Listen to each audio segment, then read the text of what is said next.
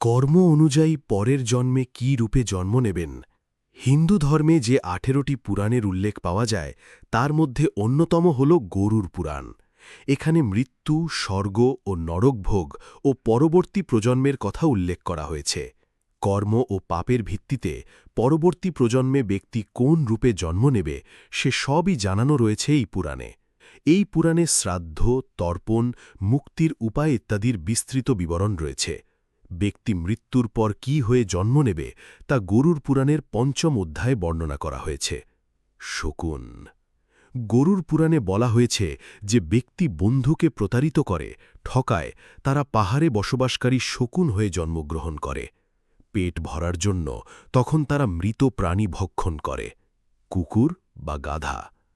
আবার যে ব্যক্তি ধর্মের বিরোধিতা করে, ধর্ম পালন করে না, তারা কুকুর, গাধা বা উট রূপে জন্ম নেয়। আবার এই জন্মে যারা কোনো নারীকে হত্যা করে তারা পরবর্তী জন্মে কুষ্ঠরোগী হয়ে জন্মায়। গাধা, শকুন, শেয়াল। যে জাতকরা নিজের বন্ধুর স্ত্রীর ওপর কুদৃষ্টি দেয় তারা গাধা রূপে জন্ম নেয়। আবার যারা অন্যের স্ত্রীর সঙ্গে সম্পর্ক গড়ে তোলে তারা ঘোর নরকে যায়। এরপর সেই ব্যক্তি কুকুর, শকুন, শেয়াল, সাপ, কাক ও শেষে বকের যোনি লাভ করে। বাদুড়। আবার বিয়ের পরও যে স্ত্রীরা অনৈতিক সম্পর্কে জড়ায় তারা পরবর্তী জন্মে বাদুড় হয়ে জন্মগ্রহণ করে। স্ত্রীকে মারধর করে যে ব্যক্তি সে পরবর্তী জন্মে নানান রোগে গ্রস্ত থাকে। প্যাঁচা। চালাকি বা প্রতারণা করে যে ব্যক্তি তিনি পরবর্তী জন্মে প্যাঁচা হয়ে জন্মগ্রহণ করেন। কালো সাপ।